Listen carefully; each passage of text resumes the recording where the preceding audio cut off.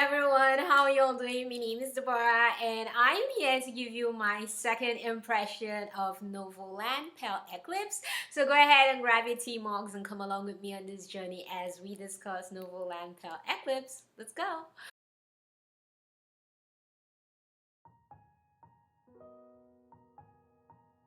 Okay, so Novoland Eclipse second impression, and this is gonna be from halfway through episode 7 to episode 14. Alright, and okay, so oh my goodness, the craziest thing happened after my first impression. Because okay, so first of all, I guess let me just say this: if you haven't watched the drama, this will have minor spoilers. This particular second review will have minor spoilers, but I'll try to limit the spoilers as much as possible. However, let's go. Okay, so if you watched my first impression, then you know that I talked about how the drama did not really hold my interest, and in episode 7 there was a point where I got so bored that I was just focusing on my phone for like 5 minutes. Remember? Oh my goodness, I am so glad I made that first impression, because this is gonna be like a flip a total flip of that, because I am in love with this drama right now. You have no idea. And if you watched my first impression, if you forgot it, let me remind you what I said. So right now, I am definitely not rooting for the Shifu. I'm not even rooting for Haishi. Neither am I rooting for the Emperor. To be honest, I'm not rooting for anyone in this drama, which really blows my mind, because normally you root for the female lead or the male lead. Like, you find someone that you hold to your heart and you root for that person when you're watching a drama. But right now, I really am not rooting for anyone. I'm just watching the drama.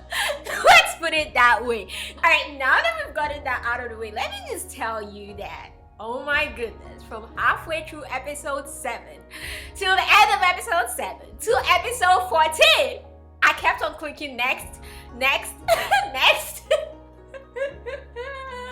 Like, and I literally, the last 2 episodes were like 13 and 14 for me to watch, and I literally was waiting for it to come out like over the weekend, and I'm like, oh my goodness, when will 13 and 14 come out? Because I like basically marathoned it over the weekend. Guys, it was so freaking good. The switch was so shocking. I was legit in shock at how good it became after episode, like after halfway through episode 7. It became so good. Okay, let's talk about our female lead, Haishi. Okay, Haishi has kind of grown on me, and she's grown on me for 2 reasons. Number 1, I like that once Haishi uncovered what was going on with the Pell tax that led to her dad's death, once she told the Emperor about this, the Emperor aided in like revealing what exactly was going on with that tax. But I really like that once the Emperor sorted all that mess out, Haishi let go of her ambition to kill the Emperor. Like, we're just in episode 14 and this has happened. So it was really shocking. And I was like, wait, is she like pretending that she has forgiven him, or has she really forgiven him? But I really like how they showed us that version of her character, because prior to this, if you had told me that Haishi would be the kind of person that would let it go, I would have told you you're a bloody liar.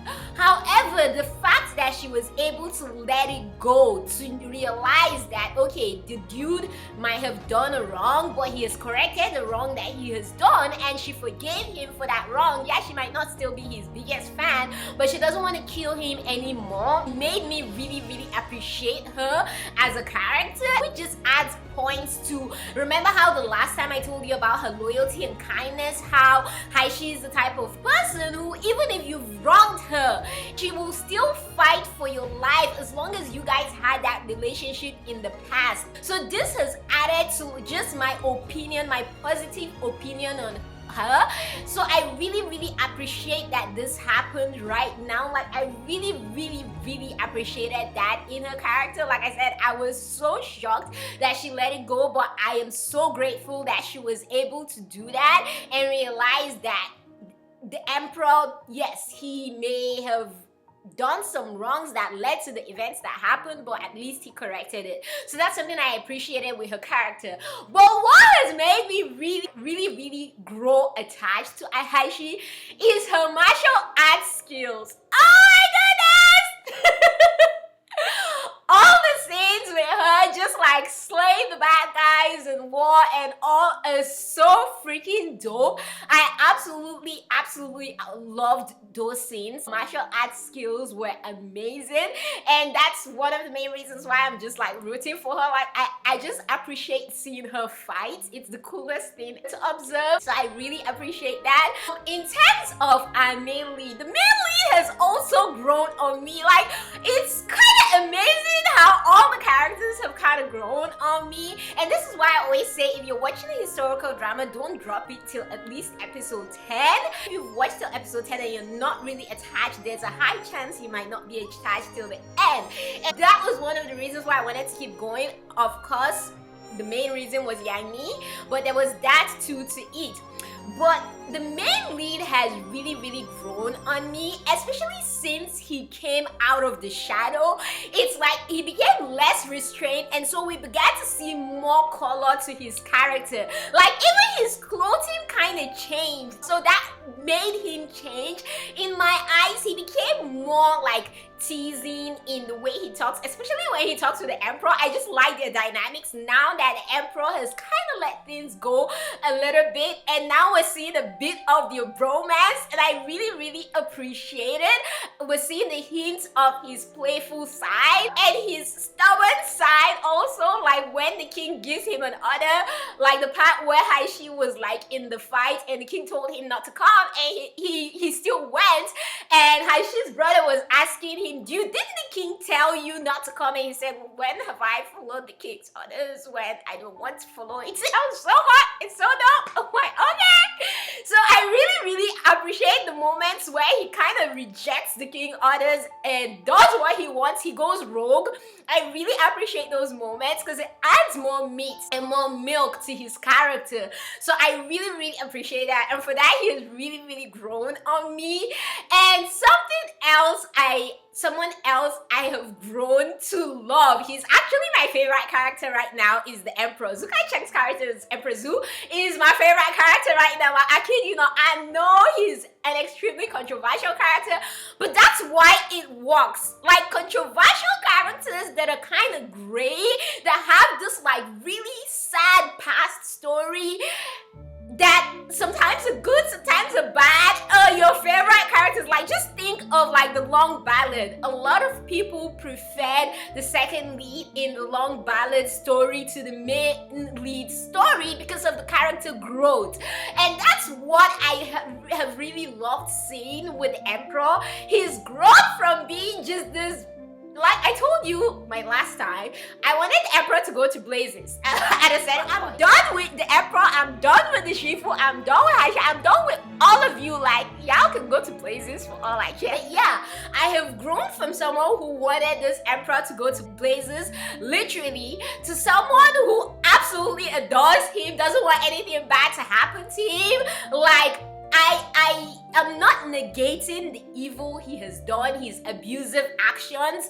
I am not supporting his abusive actions. I'm just saying I'm rooting for him. I am rooting for him right now. So that's where we are right now with the Emperor. Like, he has really grown on me. My second favorite character right now is Tilan. Oh my goodness, am I the only one that wants the Emperor and Tilan to get together? Haishi is maybe going to be with the Emperor at the end, depending on which route the drama goes, because this is based in the book. However, I want her being with the Emperor to be a trick that the Emperor plays on our main lead, so he finally comes to his senses and just gives in to Haishi. Because I really feel like the Emperor and Tilan will make such a great pair. Like, their story is just so heartbreaking and filled with angst, and it's exactly the type of story I'd like to watch, minus like the abuse. Like I said, I am not supporting his abuse, so please don't take this like that. I'm just saying I like their relationship now, the growth of their relationship, how you can see how he is struggling with his attraction to her and his guilt towards his wife who died, like the empress who died. It is, the dynamics is interesting to watch. Like, it is so interesting to watch, especially T-Land's character. She's a character that really, if there's a character that intrigues me in this drama and I want to understand, like I wish I could get into her mind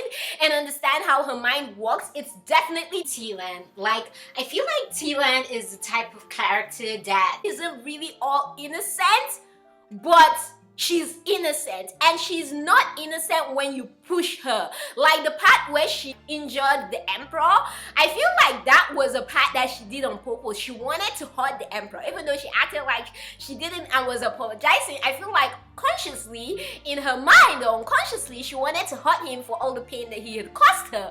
Just like he hurt her and he hurt her hand, she wanted to hurt him back. That's how I feel. So they have this really toxic relationship that works in terms of drama, but I do not support in terms of real life. Let's make that really clear. Okay? Okay, so that's how I feel about those characters right now. The chemistry. So right now, I really appreciate the scene where Haishi was talking with her senior brother Zoying, and she was basically telling him that Shifu will never be her father. When he was trying to say her Shifu's like a father to them, she's like, no, he will never be my father. He will never. Like, she was really adamant about it because it felt like that was a really huge, I know for other people there might have been other turning points in the relationship between Haishi and her Shifu, but for me that was the main turning point for me in their relationship, where her continuously repeating it and being adamant and making a point to say, hey, I was a kid and now I've grown up and we're not the same, and this dude is just a few years older than me, was kind of validating why it is okay for them to be together, and removing from my mind the fact that they were students and teacher, and that this relationship has reached a stage where they are now attracted to each other. And that's something I just want to touch on a bit, that I appreciate the growth in their love line. I really appreciate how we saw, okay, she was a kid with him, there was definitely no romantic feelings or love, so I wouldn't say he groomed her, because he wasn't training her into becoming his wife. He wasn't training her to have a sexual relationship with him. That was something that happened along the way. So I don't think it was grooming. But I like the progression of their relationship from then to when they were in a student and master relationship and we could feel no chemistry. And thinking back, I really am grateful that we saw no chemistry between them. The beginning episodes, they had no chemistry, because now that she has kind of made that point, looking back, when they reminisce, is that how you pronounce it? Okay, when they remember the past and the moments where they started noticing each other as a female, like a grown matured female and a grown matured man, when their hormones started kicking in, evoking those sexual feelings in each other, it then makes sense that they had gotten to this point. It makes sense now when you look at it that they had a point where they had no chemistry, because she was still young and she still should have seen him as just her Shifu. But now that she has grown older, she's more matured and her hormones have started kicking in, because she is in such a close relationship with him, and also because she's in such a close proximity with him, the hormones that every female and every male has started kicking in for both of them, and then they're attracted to each other. So it explains itself and it makes sense, and so that's what I really appreciate right now. I really now am beginning to see the chemistry between them. It's like little, but it's there. It's not like woo, huge and big and all that. No, but it's growing and I'm appreciating how they're slowly getting there. So I'm really appreciating that about the love line right now. Overall, I've found myself, like I said, wanting to watch the next episode, anticipating it, and like jumping and freaking out about it and setting scenes. It has been such a joy. Like I said, I have grown to love and really adore this drama, and I am glad that I grew to love it and didn't love it as from the start, because I even appreciate it more right now, that I love it as much as I do right now. So right now, I do appreciate the fact that we don't have any evil female leads, like any evil second female leads. I hope it stays that way. Like we already have so much going on with our leads. We don't need a second female lead coming to ruin things, and that's something I think I appreciate with the Jew Taylor lady, that she is, yeah, she loves Amelie. Amelie doesn't love her, and she's hurt by it, but she hasn't done anything yet to at least ruin the relationship between our male lead and our female lead. Like, she hasn't really taken any concrete action to ruin them, go out of her way to ruin them. So that's something I really appreciate with this drama. If they can stick to that till the end, where we don't have this unnecessary second leads who just come to ruin our love lines, be it with our male lead, be it with her brother or the king, whoever. If we don't have those, I'd really appreciate it, but I doubt that that's gonna stay that way. But if it does, that'd be great for like a costume drama. So that's something I really hope happens. So far, the evil politician has taken a break while we address like the external enemies and the enemy in hiding, but he has kind of made an entrance again. But I like how he is not the end all be all. Their external forces also, their other enemies, and so I really hope that they use these people as the bad guys in the drama instead of using a second female lead to basically ruin our leads like the normal tropes do. So that's something I'm hoping they keep to, and they don't ruin it with other people. Like, I am okay with external enemies and this one politician dude. I feel like the king's brother is pretending to be innocent. I hope I am wrong and he just stays the way he is, but I doubt it. Like, he's too good to be true. So we'll have to wait and see what happens with that.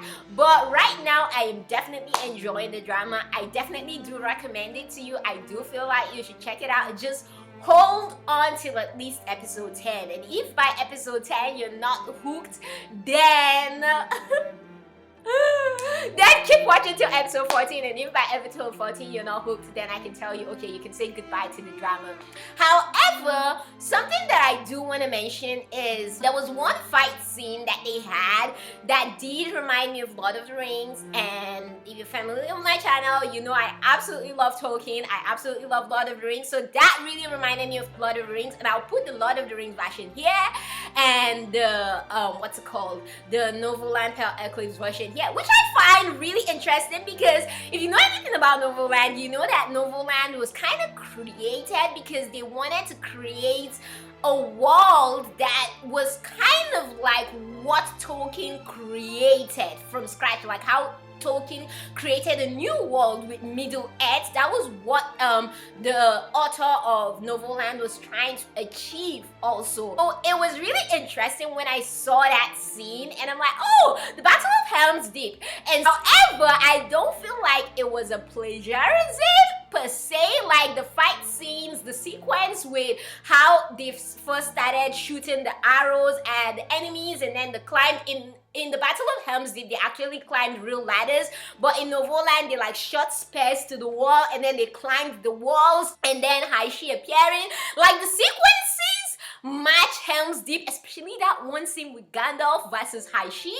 However, like I said, I don't feel like it's plagiarism. I feel like it's more of an inspiration and an ode in a way, but that's just me though. One thing I really enjoy also is the relationship between our female lead and her brother, which, speaking about her brother, for the other brother that shows up with enemies, I do not think it's her real brother. I think it's a twin, but that's a whole different conversation. But I do feel like it's a twin, and the hint was there in one of the episodes. I don't know which particular one right now, but there's an episode where male lead was talking with Fang Zhou-ying and basically telling him something about the tribes, and you could see how her brother was worried about that conversation in relation to the tribe. And so when we saw this dude who looks like her brother, I'm like, oh, so this was why he was worried, because he does have a connection to the tribe. So I don't think it's her brother. I don't think her brother betrayed her, because we still saw him at the palace. I just feel like her brother has a twin. I don't know if the main lead knows about it. I have a feeling he does, but I do feel like that's the explanation for that. Also, the only thing, like one thing that kind of got me scratching my head, but I feel like kind of explained itself, was how it was that Empress Zhu suddenly changed and suddenly became a nicer person. Not nice, because he still has his moments, but a nicer person. And I feel like it's explained because he started catching feelings for Tilan. And also, someone finally tried to kill him and challenged his authority, which was what he was looking for to help him feel alive. And so when Haishi did that, it kind of a little bit brought him back to being who he was before and helped him come back to realizing who he is a little bit, and what his inactions and just his depression has been causing the country. So that's just my thought on that. Anyways, what did you all think? Are you enjoying it? If you kept watching but you found the beginning episodes boring, how are you feeling about the drama now? Are you enjoying it right now? Have you gotten into it like I kind of have? Or are you still like, no, Deborah, oh my goodness, why did you abandon us? I am totally bored still. Let me know in the comments down below.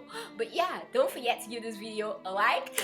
Don't forget to share, subscribe, and keep being the awesome, beautiful people you are. From me to you all, you know, I've got nothing but love for you all. Stay awesome.